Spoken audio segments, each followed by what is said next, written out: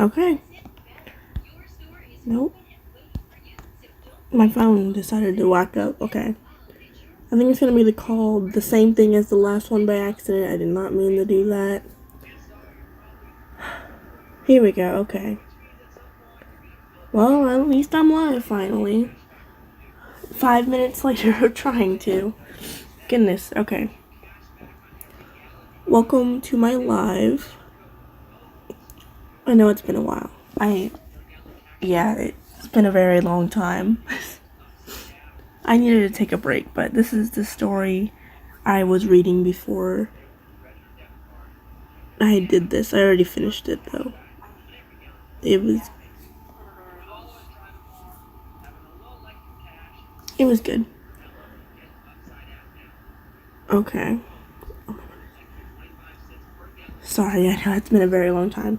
Just trying to get everything. There we go. Hopefully people will start joining.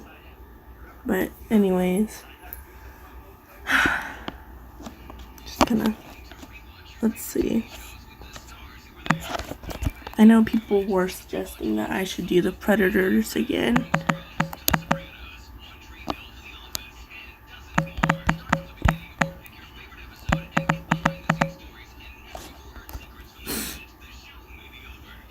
But yes, I know it's been a very long time. It's just kinda. But yeah, it's like. So, but yeah.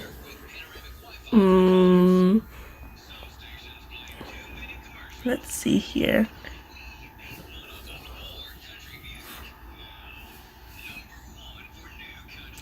But yeah. Which one?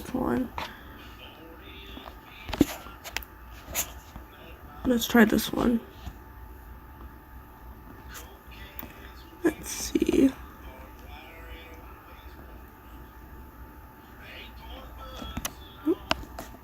Maybe I should have. One. Okay.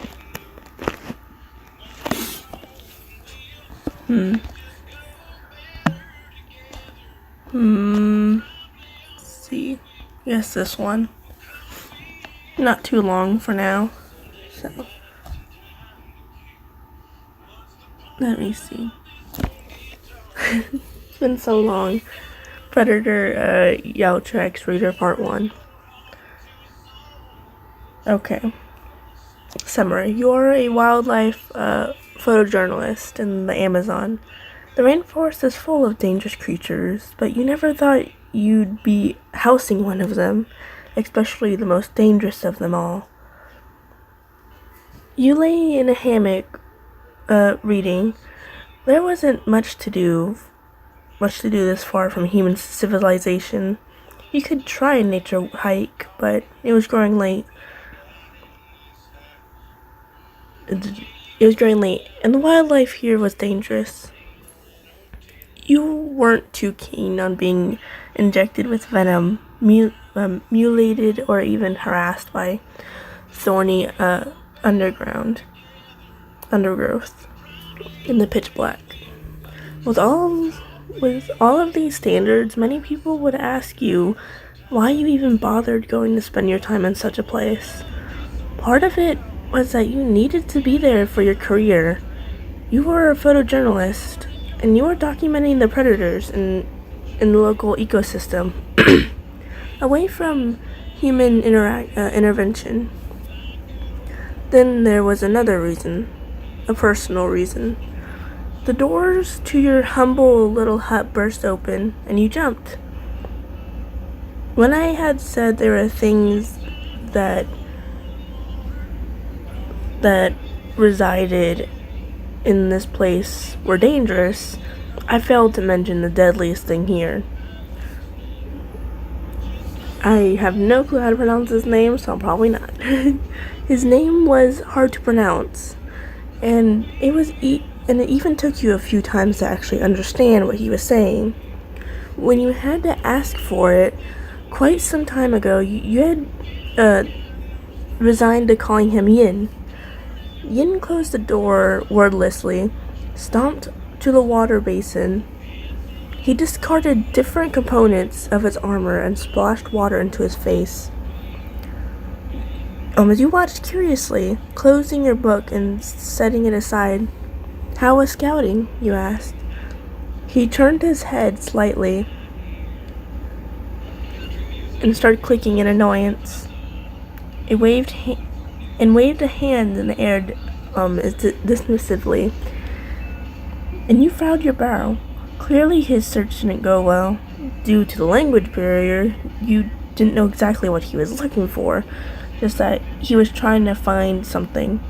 You were about to say something else, but your companion came over to you and plopped into the hammock next to you, clearly launching you a foot into the air from the force of the impact."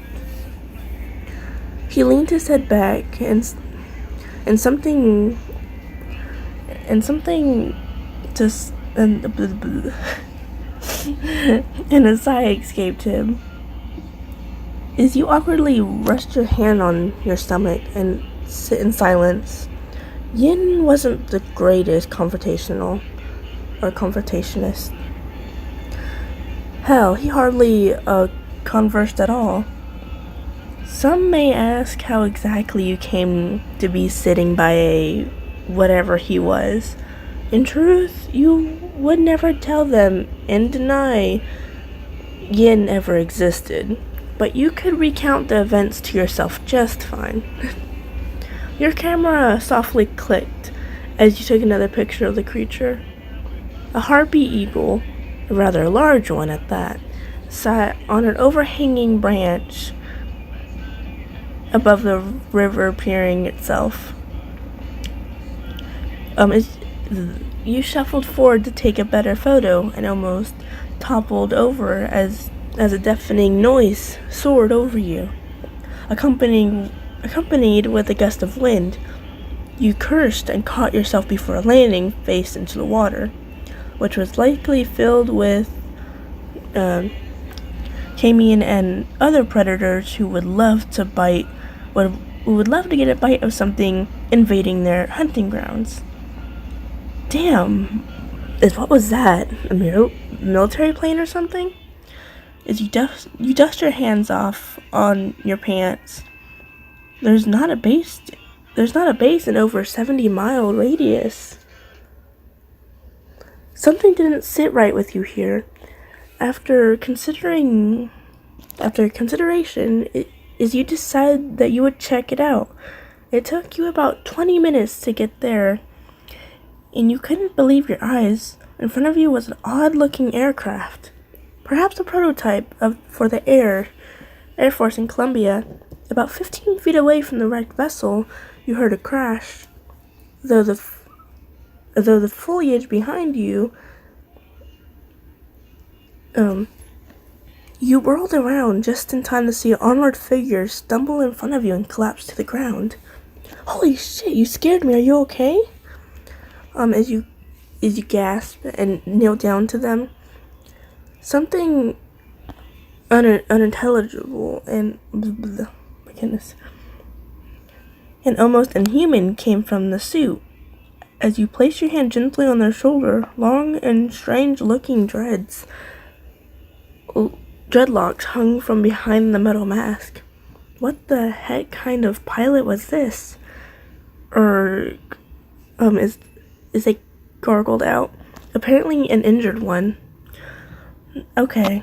As you grunted and helped them stand, supporting them with one shoulder and leaning them back to make a makeshift home where you took care of them. It had been a week or so before he had accidentally removed his mask, and when he did, you had fainted.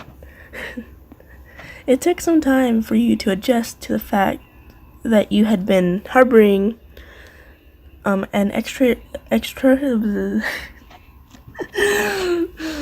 oh my goodness, an extraterrestrial for nearly a month. Goodness, I cannot speak. Okay. But you slowly grew to accept it. What were you gonna do? Walk to the nearest town and hope they had a phone that could reach the US government? I don't think so. You had a schedule to pick up, and that wasn't for another few weeks. So you and Yin coexcited, and you helped him whenever you could. He found many uses for your tools, and that you used for your photography equipment, and often borrowed them. Well, picked them up and protrudely shook them at you and then himself until you understood. As you turned your head to look at Yin, his eyes were closed, and he looked clearly exhausted. I know this is basically hopeless, but what are you looking for out there? You asked. He shifts to return your gaze and clicks again. You must look as lost as you feel, because he sits up and gestures to you, then to him. Us? No. Okay, me? No. Alright. 2 people? Also wrong. Person? Friend? He nods. Oh, as you're looking for someone else who is on the ship with you. How are you supposed to find them in a place this huge?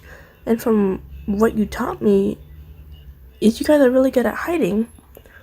Yin makes crackling noises and pulls up a device from his belt. It was a box with a screen and different knobs and buttons. This is what he often used for your tools. So far, he'd only been frustrated at it and yielded no results. What is that? Like a phone or something? You're surprised when Yin nods.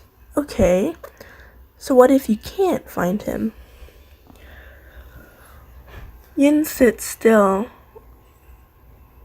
and you sense he is unsure how to explain it. To you, only vague gestures. You had to teach this guy ASL or something. Careful not to slip over as you get out of the hammock and start to get ready for bed. I'll keep an eye out for your buddy while I'm in the field tomorrow, you promised him. Yin again nods, and reclines into the hammock. It'd be fine if you lent a helping hand. What's the worst that could happen? Goodness, that was so bad. It's been so long since I've done this. Oh my goodness. Ugh. It's been too long. I should probably do this more often. But you guys are probably expecting an explanation as to why I haven't been uploading for almost a year.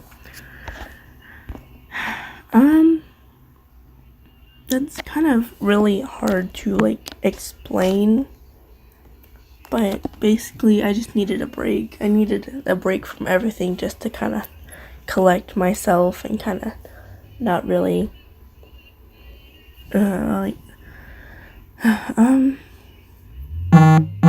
just needed a break is all I can really say. It's I don't really want to go too much in detail, but because it's too sad of a story to tell here. But basically I just needed a break from everything. I just needed to kind of lean on myself and kind of just see who I was. But then I don't want to go too much into it until later, but yeah. But now I'm living a happy life. Well, back to the story before it gets too sad. Now we're going to be reading Predator Boyfriend Scenarios. Your First Time, Lemon. Oh, I'm going to regret this, aren't I? You were at home watching TV, taking a break from working, and right now, there wasn't really anything good on TV right now. Predator then walks in his human form and sits down next to you. Sometimes he'll change to a human form to make sure the thing that makes him human still works. It's been 2 days since you found out about his heat cycle. You wonder how long the pill will last and how many times he needed to take it. You would ask, but you were kind of shy to ask. A few minutes later, he starts to get a little headache, and he already knew what was happening. He takes a small container that had the pills and opened it. There weren't any pills left, so he calls Fang to see if there were any more. Fang says that they ran out, and he's going to space to get more. Predator starts to get a little fever. You try to comfort him, and he takes a few deep breaths. Goodness, can't speak today. Sorry, okay. As if he was trying so hard to control himself. Predator? He stares into your eyes before gently pushing you down on the couch and pressing his hips against yours.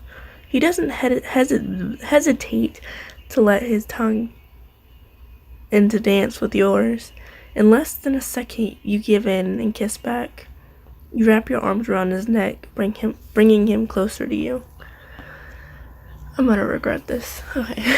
He sits up and takes off his armor and equipment. You take off your shirt, revealing your favorite color bra. You try to unzip your pants, but he's already beat you to it. He was naked and pulled... I'm regretting this. He was naked and pulled down both of your pants and underwear. He leaned over to you and kissed your neck while his hands going up and down your sides. You sit up to unlock your bra, but he does it for you and throws it on the other couch. You lay back down and he spreads your legs.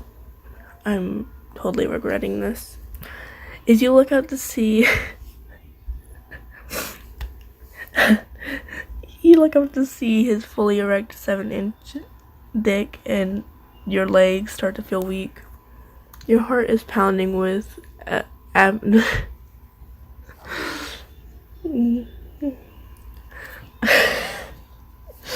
This is what happens behind... Okay. As you feel yourself getting wetter by his intense stare. That stare almost made you feel like prey under his lustful eyes. He rubs your... Okay, after this, we're not doing lemons in this live stream. He rubs your thighs and squeezing them, driving you a little crazy. He then smoothly enters his dick inside of you, making you arch your back in pleasure. He begins thrusting into you slowly, but in less than literally 10 seconds later, he speeds up and goes faster. He's letting his aggressive heat cycle take control of him. He doesn't stop for even a second.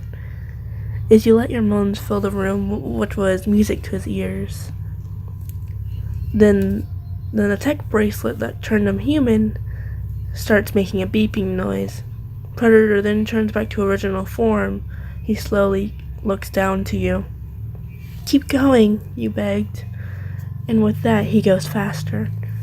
He leans down to lick your neck and down to your nipples.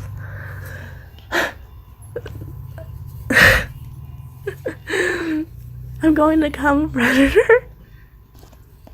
"Me too," he says. He pushed himself deeper inside of you without stopping. You both came together, and he slowly pulls out after making sure every last of his cum was inside of you. He pulls you into his lap and wraps a nearby blanket on both of you. Okay, we're not gonna do that anymore. That is what happens behind the scenes. Goodness. Okay, what should I do now?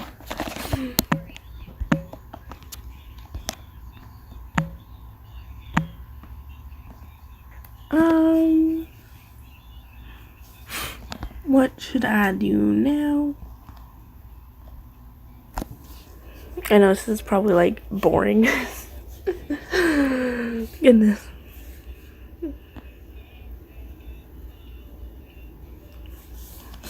Let me see.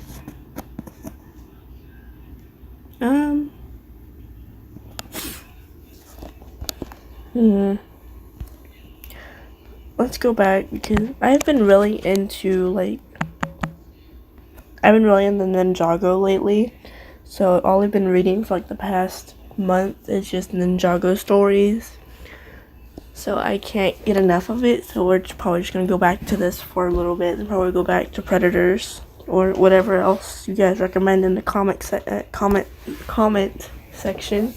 Goodness. So let me see. As you can tell, I've read most of these. Okay. Let's see. Okay.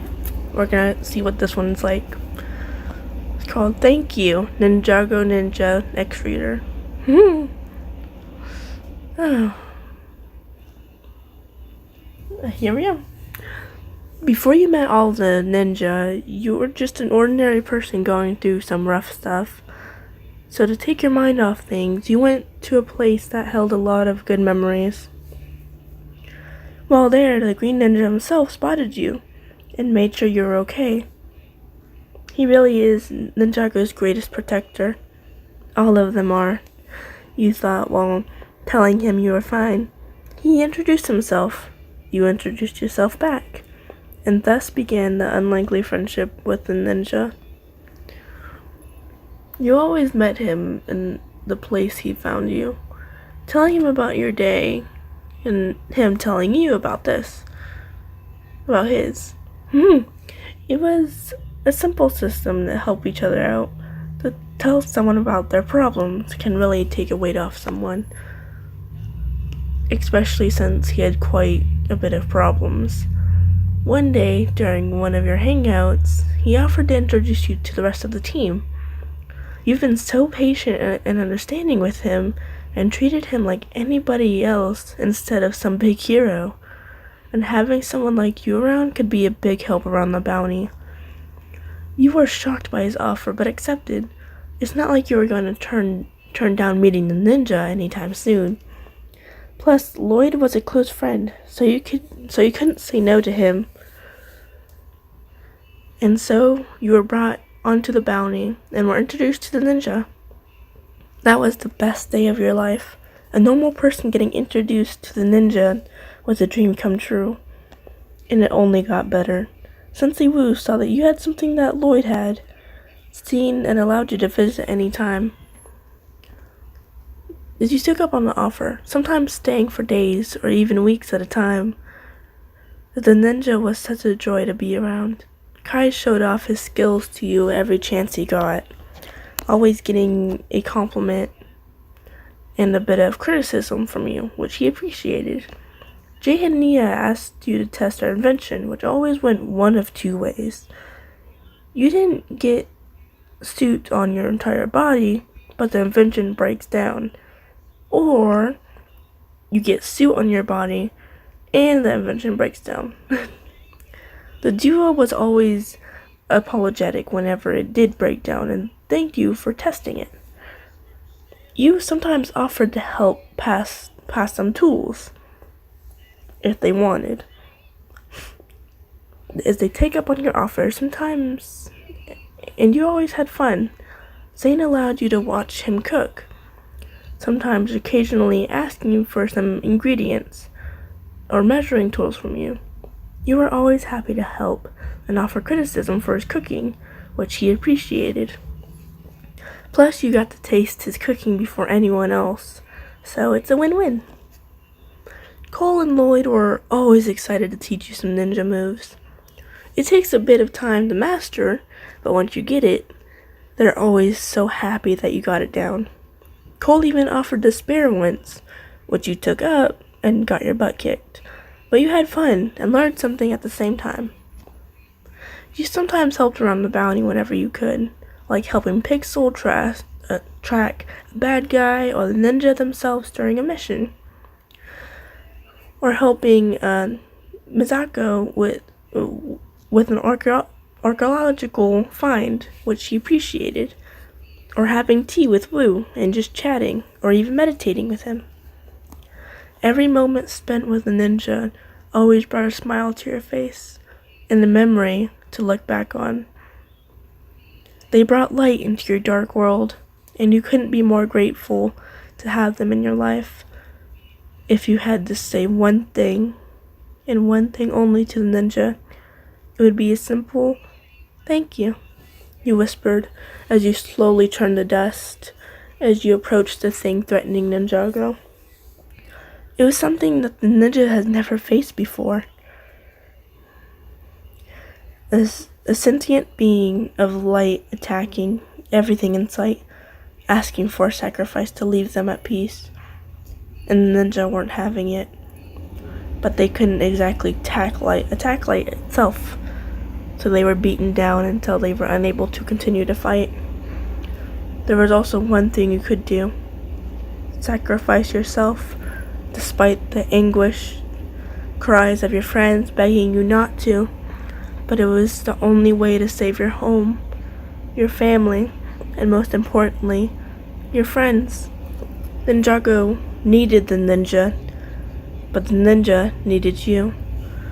It was a tough decision, but once you intended to see it through, and with one final step, you were completely turned to dust. The being of light shone brightly before the light recorded, revealing the ruined city. The ninja sat in the center of it all. The destruction around them at all sides. Battered, bruised, defeated, and heartbroken, they cried. The city may have been saved, but they failed their duty to protect it. But most importantly, they failed to save you. That was sad.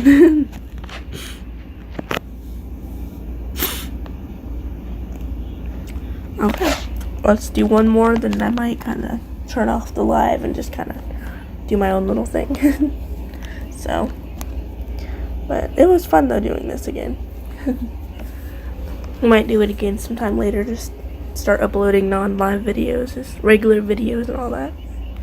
I'm gonna read one more, then probably sign off for now anyways, and start uploading videos. Okay. So this person is about the reader being able to turn into a FNAF character in Ninjago. Okay. Oh, let's go back up. What happened? Okay. Animated robotics. Kai, you had turned into Bonnie. He thinks it's cute. He nicknamed you Bunny. It's perfect. Let's find a different one. Long.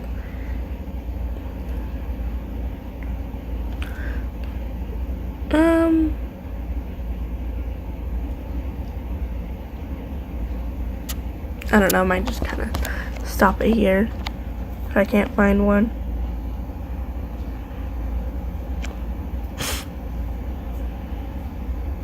I guess let's do this one really quick. Moro X Reader. Dreams were powerful.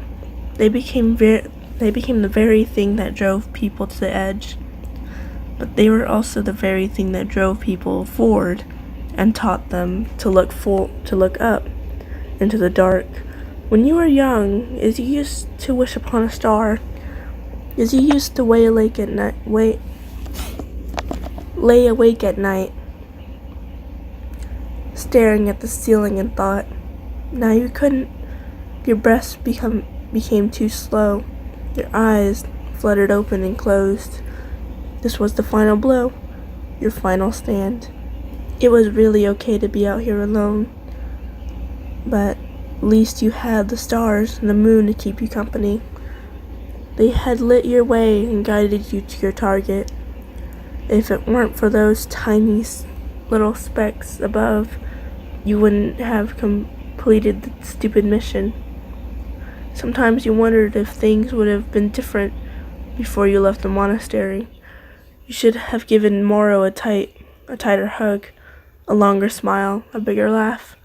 You should have told your sensei how much you adored having him around, how much you admired and respected him for what he did. You should have sent another letter to Garmadon and written about how boring it is without having him around. There were so many things left unsaid, unwritten, forgotten. Why didn't you cling tighter to them? Your name! Your breath hitched. Was that your name? Did you let out a startled wheeze? Moro! The grass parted around you and swished with the breeze. He collapsed by your side, heaving and mumbling under his breath. What happened? He demanded. Where were you? We captured that guy, but then you just disappeared. Moro didn't even try to hide the fear in his voice as he wrapped the sleeve and tied it around your wound. The man you were trying to catch was a serial killer. You thought he was some lowly idiot, but it turned out he had some incurred of killing machines. He experimented all them, and that gave them abilities no normal people should possess. Moro, you winced. Leave that guy. He has these people who... Just to shut up. He was holding back tears. You aren't dying on me. And even if that guy had backup, you bet Sensei won't have the trouble taking them out. I'm bringing you home, so you don't dare sleep on me. You intertwine your bloody hands with his. Moro, please go. He clenched his teeth. No! His voice came out harsh, but you knew it was good-natured. I'm not leaving you, not again. You turned to stare at the starry sky. What was Moro referring to? Whatever it was, it felt like so long ago. Or was it just your haze memory? No, you had incredible memory. Your name, stay awake. You were sleepy. The stars were beginning to fade, along with Moro's beautiful eyes, glazed over with tears. Fireflies rose from the grass, fluttering past your view in little specks of light.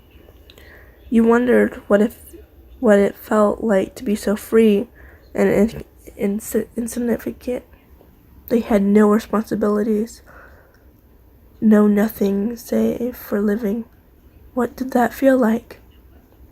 Hey, you whispered. Remember that time you helped me after I scraped my knee? Moro squeezed your hand, but it was like he hadn't at all. Your limbs were numb in pain. What are you talking about? He demanded. Save your strength. You laughed at it was and broken and said and sad and all the things Moro wished he never heard. This wasn't you. It wasn't what he wanted for you. The sky was blurring in a mix of pale moonlight and scattered dots of stars.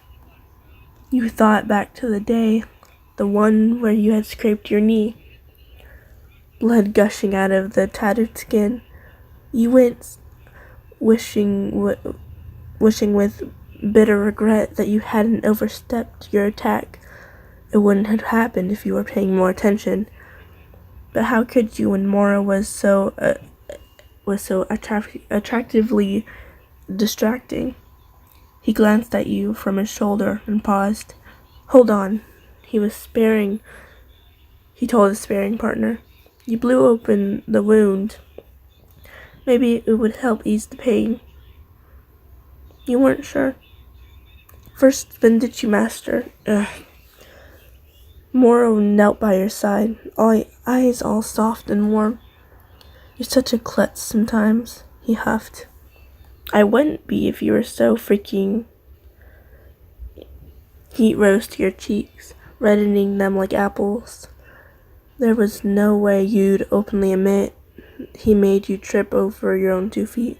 So freaking what? He inquired, raising a brow. Your rosy cheeks darkened, and Moro let out a bright laugh. Wait here. He stood and hurried inside the monastery. His sparring partner, Bannock, sent you big thumbs up. You rolled your eyes at him and threw a skateboard at him. He easily caught it with a smirk. So what are you gonna tell him? You raise a brow. Tell him what? That you like him. Bannock said like it was the most obvious thing in all of Ninjago, but it wasn't. But it wasn't like he was wrong. Sensei Wu saw it. Garmadon saw it. Everyone saw it. What a miracle it would be if it was a secret, or at least a quiet thing. Moro's the only one who doesn't realize it, you muttered. Bank rolled his eyes. Then tell him. I'll go insane if you keep your mouth shut for another day. The monastery doors opened, and Moro jogged outside with a wet handkerchief and a bandage. I didn't mean to keep you guys waiting, but this is important. You too, Bannock gestured. Moro rolled his eyes playfully. He knelt back by your side and gently wiped the wound. Your name could die if this wound gets infected, so it's important anyways, you snorted. A wound's not gonna kill me. It very well could if one is not careful. You turned to look at the open doors. Sensei waltzed out, bamboo staff in one hand and straw hat in the other. His bag, heavy around his shoulders, was big and filled with as much stuff as he could fit. You wondered if it was because of the tea or scrolls. Are you going somewhere? He nodded. I'm afraid so. In the meantime, I hope you all come to realize what's hidden under the surface, whether it be hidden feelings. He cast a you knowing look, or a personal progression. Keep the monastery tidy, and please don't forget to pick the vegetables. I'd hate not having any pickled radish without my rice. You all stared. A good-natured chuckle. Moro wrapped your knee in bandage and turned to glance at Sensei with a curious eye. They sparkled like the clouds in a rising sunlight, just like a little nugget of gold. What do you mean by hidden feelings? Oops. Sensei smiled warmly. You'll have to find out on your own. I'll be off now. You'll see me in 7 days. The moment Sensei disappeared down the front steps and Bannock had closed the doors tight, silence fell over you three.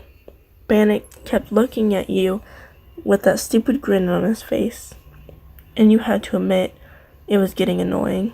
Whenever Moro turned his back to you, he mentioned for you to tell him. An hour passed, then 5 and 6. The sun began to set along the horizon, and that was when Bannock decided it was his high time you fulfilled your task.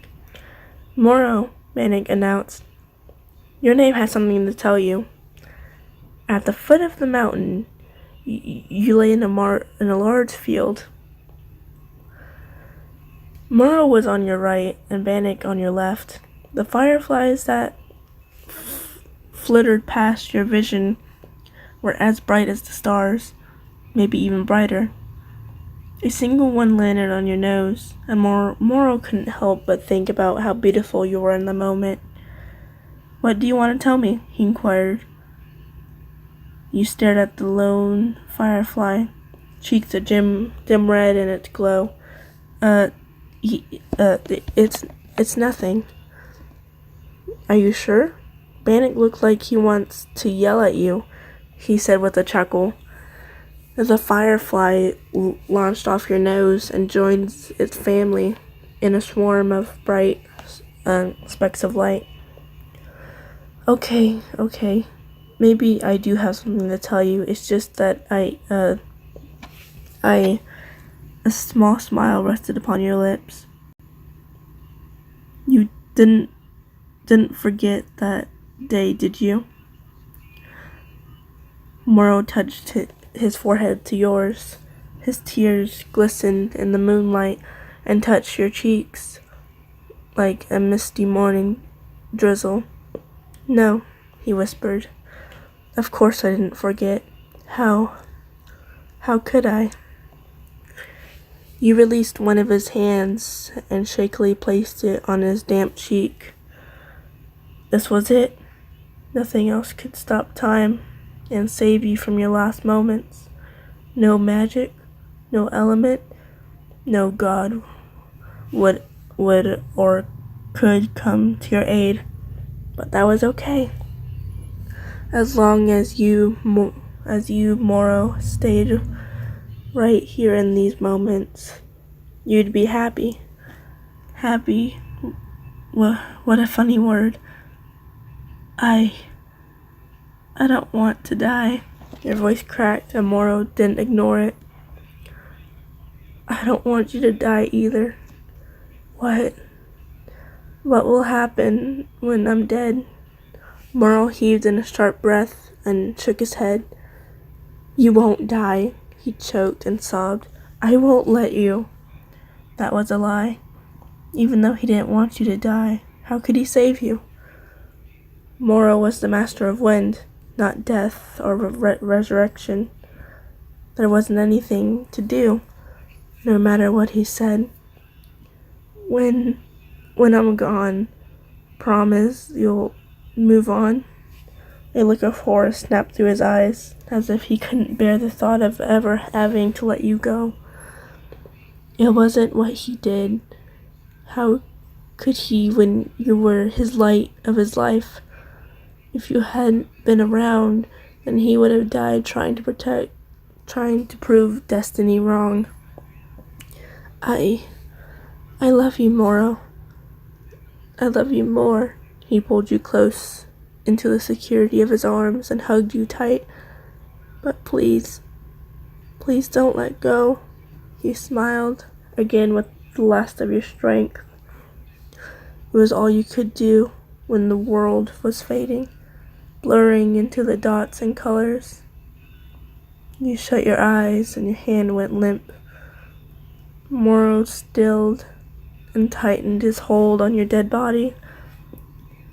Fireflies flew past him in glowing paths of specks. A single firefly landed on your nose, illuminating the dried splatter of blood on your cheeks. In that moment, he couldn't help but notice how beautiful you were. I love you in your name. I love you more than anything in Ninjago.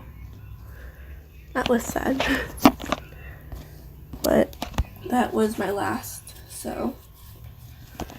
Oh my goodness. I hope you guys enjoyed, and sorry it's so short, but I'm just tired.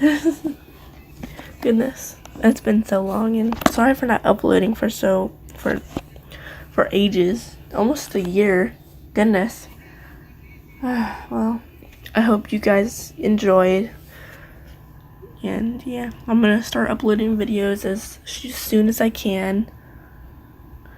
But I hope you guys enjoyed. Thank you guys for watching.